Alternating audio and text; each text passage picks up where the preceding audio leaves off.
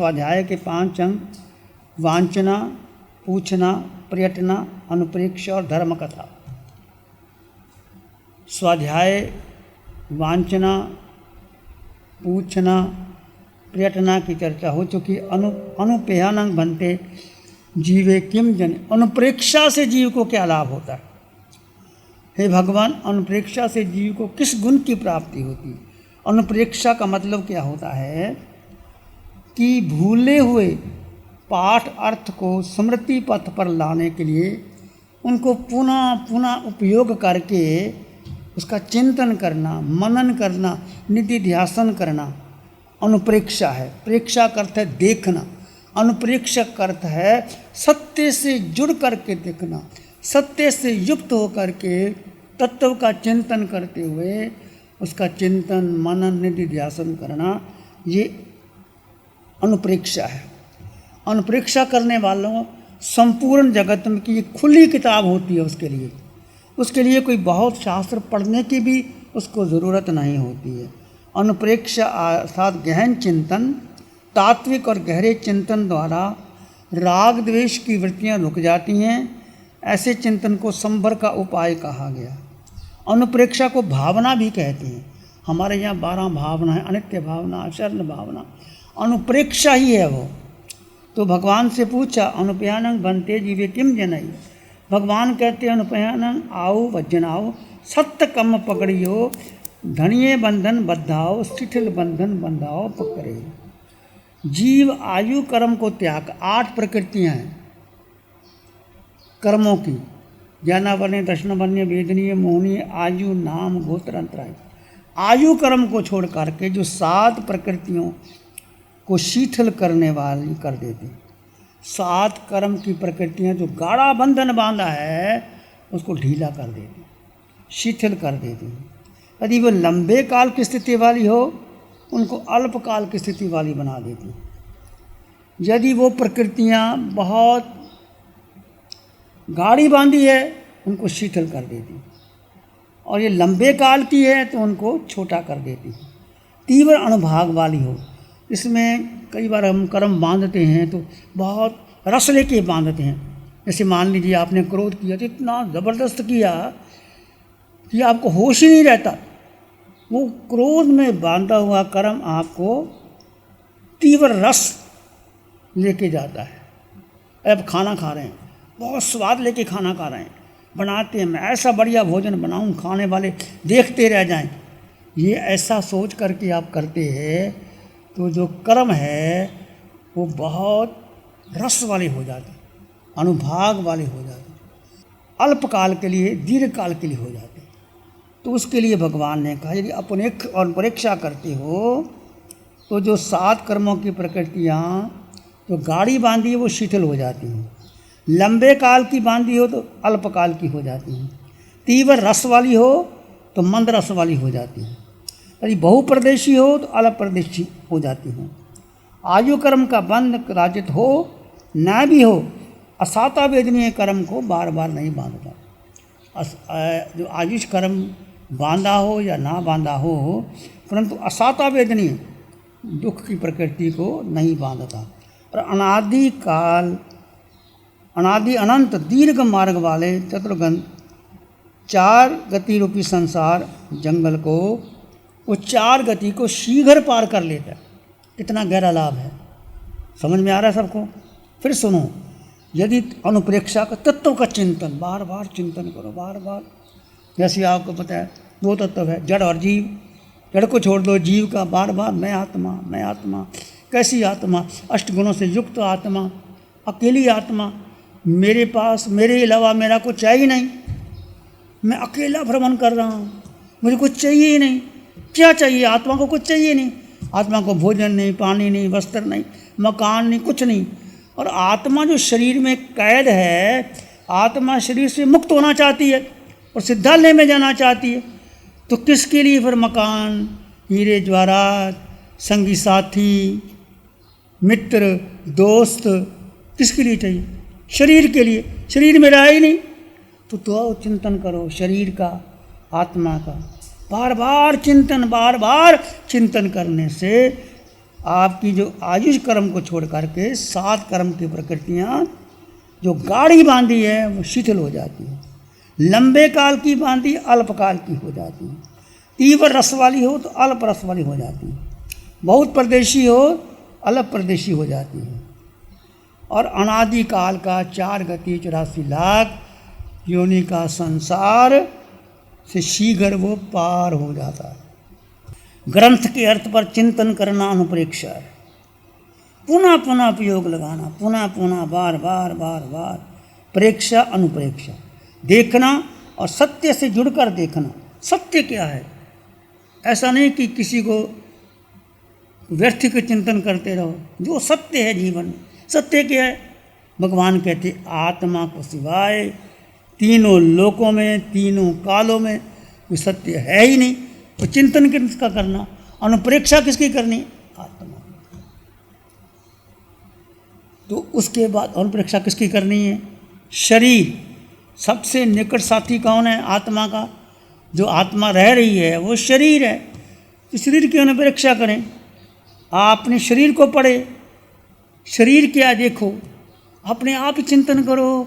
देखो आज मुझे पता नहीं, जब मैं माँ के गर्भ में था तो मुझे बताया गया, मैं अणु के रूप में प्रवेश किया। आत्मा ने, जीव ने माँ के गर्भ में आया तो आहार लिया, फिर शरीर, फिर इंद्रियां, श्वासोश्वास, भाषा, मन, 6 पर्याप्ति बनी, फिर छोटा सा शरीर बुलबुले जैसा, फिर थोड़ा बड़ा, फिर थोड़ा बड़ा। आप देखते हैं ना, 1 महीने का बच्चा कैसा होता है, 2 महीने का, 3 महीने का, 4, 5, 6, 7, 8, 9 महीना पूर्ण होने के बाद वही बच्चा माँ के गर्भ से बाहर आ जाता। तो चिंतन करो क्या शरीर है। 9 महीने माँ के गर्भ में रहकर माँ को दुखी किया, अपने को दुखी किया, फिर बाहर आ गए, फिर माँ वही वो राग बस, तू मेरा बेटा मैं तेरी माँ, होगा तेरा पिता मैं तेरा पिता तू मेरा बेटा। सारे संसार के लोग आते, रिश्ते बना लेते, 18 रिश्ते बन जाते एक दिन। बुआ कहती है तू मेरा भतीजा है, चाची, नानी, ताई, कितने रिश्ते बनाते चले जाओ। ये सारे रिश्ते किसके हैं? तो बार बार चिंतन करो। फिर देखो मैं वही शरीर था मेरा, जब बचपन, छोटा सा बच्चा, कैसा कोमल बच्चा होता है, फिर बड़ा हुआ, फिर युवा हुआ, प्रौढ़ हुआ, फिर किसी वृद्ध को देखो सिर पर झुर्रियाँ पड़ रही हैं, लार निकल रही है, सुनाई देता नहीं, देखा जाता नहीं, उठा जाता नहीं, बैठा जाता नहीं, घर के लोग पूछते नहीं। ये मेरा शरीर, इसके लिए मैं सारा जीवन गला दिया, बच्चों के लिए गला दिया। क्यों गला दिया? कल आपने कहानी सुनी ना, रत्नाकर डाकू को देवराज ऋषि ने बांध दिया कि जाके पूछ के आ, जो तू चोरी कर रहा है, जाके डाल रहा है, घर वाले से पूछ, उस साथी बनेगा तेरा? कहता क्यों नहीं बनेगा, सब बनेंगे। तो उन्होंने कहा पूछ किया। कहता अच्छा तुम बड़े होशियार हो, मैं पूछने जाऊँगा तुम भाग जाओगे। नहीं, कहता मैं यहीं रहूँगा, चाहे मुझे बांध दो। उसको वृक्ष में बांध दिया गया। घर में गया, माता से, पिता से, बहन से, भाई से, पत्नी से, सब ने जवाब दे दिया हम क्यों भाई तुम्हारा पाप लेंगे, हमारे अपने कर्म, तेरे अपने कर्म, हम अपना कर्म करते हैं। उसकी आंखें खुल गई, ऋषि के चरणों में आ गया, उसने राम राम दिया, राम राम राम राम राम राम राम जाकर से ऋषि बन गया, महर्षि बन गया। एक शब्द का बार बार चिंतन, बार बार चिंतन, बार बार चिंतन। कोई शब्द ले लो, अरिहंत ले लो, सिद्ध ले लो, आत्मा ले लो, सबसे अंतर तुम्हारी आत्मा। कौन आत्मा, कैसी आत्मा? अरिहंत परमात्मा की अनंत कृपा बरस रही है। कितना आत्मा के बारे में प्रभु बार बार गहरे गहरे गहरे गहरे समझाते। तो उसको केवल बाईपास नहीं करना, घंटा ध्यान कर लिया वो नहीं, उठते बैठते चलते सोते खाते पीते उसका चिंतन करो, अनुप्रेक्षा करो। अनुप्रेक्षा कर तो 12 भावना। तो एक एक भावना का जिसने चिंतन किया वो सिद्ध गति को चला गया। तुम कोई भावना भालो 12 में से, पर निरंतर भाते रहो, निरंतर निरंतर निरंतर। अनुप्रेक्षा करने के लिए ये पूरा जगत खुली किताब है, उसको शास्त्र पढ़ने की भी जरूरत नहीं। ऐसा उल्लेख आता है बुद्ध की कहानी, गौतमादि बुद्धा कहते उनके पिता सुधोधन वृद्ध अवस्था में उनको बेटा हुआ, बहुत प्रसन्न हुए, बेटा हो गया। ज्योतिषियों को बुलाया गया, ज्योतिषियों ने 2 ही बातें कही, राजन या तो चक्रवर्ती बनेगा या उच्च कोटि का सन्यासी बनेगा। तो कौन बेटा कहता है मेरा, कौन पिता कहता है कि मेरा बेटा सन्यासी बने? आप चाहते हो किसी कि मेरा बेटा सन्यासी बने? नहीं चाहते। मेरे दुकान का मालिक बने, मेरे से ऊपर धन कमाए, मेरा नाम करे, जय जयकार करे। तो ऐसी सुधोधन ने कहा चक्रवर्ती साधु बनेगा, उच्च कोटि का नहीं, ये तो राजा होना चाहिए, महाराजा होना चाहिए। तो कहते हैं छोटा बच्चा जैसे ही बड़ा होता है, जिस शैया पर सोता है वो फूलों की शैया पर कोई कुमलाया हुआ फूल निकाल देते थे, फ्रेश ताज़ा फूल बिछाते थे जहाँ वो सोता था।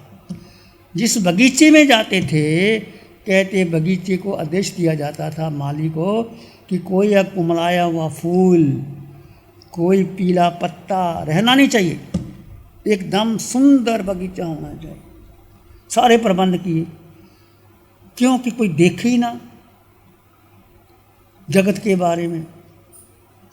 होने घटना घटती है, एक बार कहते हैं कि महोत्सव होने वाला था, यूथ फेस्टिवल। वही राजकुमार रथ पे बैठ करके महोत्सव के लिए जा रहा है। आप एक वृद्ध को देखा, पहली बार देखा, उसको पता नहीं कोई व्यक्ति बूढ़ा भी होता है। बूढ़ा व्यक्ति लाठी लेके चल रहा है, झुर्रियाँ पड़ रही हैं, कमर टेढ़ी हो गई है, चला जाता नहीं।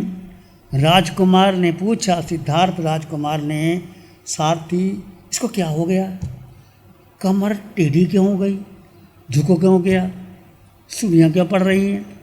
सारथी ने कहा राजकुमार ये बूढ़ा हो गया, इसलिए ऐसा हो गया। अच्छा, व्यक्ति बूढ़ा भी होता है? कहता मैं भी बूढ़ा आऊँगा। क्या कहता? मैं भी बूढ़ा आऊँगा। अब क्या उत्तर दे वो? नहीं राजकुमार अभी नहीं, 70, 80, 100 वर्ष के बाद बूढ़े हो गए, अभी तो तुम जवान हो। बुद्ध ने कहा जब 70 वर्ष के बाद मुझे बूढ़ा होना तो आज ही बूढ़ा हो गया। घटना अपने ऊपर लेते। ऐसे ही जा रहे थे, किसी की लाश सामने से आ गई, बताया नहीं गया था कि किसी की लाश, तो लाश आ रही है, कंधे पर सवार होकर के राम राम राम राम। तो राजकुमार ने देखा इस व्यक्ति को क्या हो गया, कंधे पर उठा के ले जा रहे हैं। सारथी ने कहा व्यक्ति की मौत हो गई। अच्छा, व्यक्ति की मौत भी हो जाती है? कुछ पता नहीं उसको, राजकुमार था, राजा का युवराज था, कि व्यक्ति को मर भी जाता है? कहते मर जाता है। कहते मैं भी मरूंगा? उसने क्या पूछा, क्या मैं भी मरूंगा? नहीं राजकुमार अभी नहीं, 100 वर्ष के बाद, अभी तो युवा हो तुम। बुद्ध ने कहा यदि 80-100 वर्ष के बाद मरना ही है, मुझे बूढ़ा ही होना है, रथ को वापस ले जाओ, मुझे यूथ फेस्टिवल में नहीं जाना, मनोरंजन में नहीं जाना। रथ को वापस ले गया और वैराग्य हो गया। एक बीमार व्यक्ति को, एक बूढ़े को देख करके, दुखी को देख करके बुद्ध को वैराग हो गया और संसार छोड़ दिया। राहुल 1 महीने का बेटा और पत्नी रात को घर से निकल गया, संसार मुझे नहीं चाहिए। महावीर निकल गए। ऐसे उत्कृष्ट वैराग्य का क्या वैराग्य था? चिंतन किया, अनुप्रेक्षा की कि व्यक्ति बूढ़ा होता है तो क्या मैं भी बूढ़ा होऊंगा? हम बूढ़े हो जाते हैं, कोई बूढ़ा होता है, वो बूढ़ा हुआ मैं तो नहीं बूढ़ा हुआ, वो बीमार मैं तो नहीं बीमार, वो मरा मैं तो नहीं मरा। हम क्या करते हैं, पास ऑन कर देते, पास ऑन कर देते। हम क्या कहते हैं, वो मरा, it is always others who die not my self, वो मरा मैं नहीं मरा। हम क्या करते हैं, जैसे गाड़ी चलाते हो ना, तो गाड़ी जब ऊबड़ खाबड़ मार्ग पे जाती है तो गाड़ी की स्प्रिंग उसको झेल लेते हैं। आप ट्रेन पे सफ़र करते हैं तो ट्रेन के डब्बे जब ट्रेन रुकती है तो धक्का सा लगता है, वो बफर होते हैं उसको झेल लेते हैं। ऐसे आपने अपने बफर बना रखे हैं, मैं नहीं मरना, अभी तो जीना है, 80 वर्ष जीना है, 100 वर्ष जीना है, वो मरा मैं तो नहीं मरा।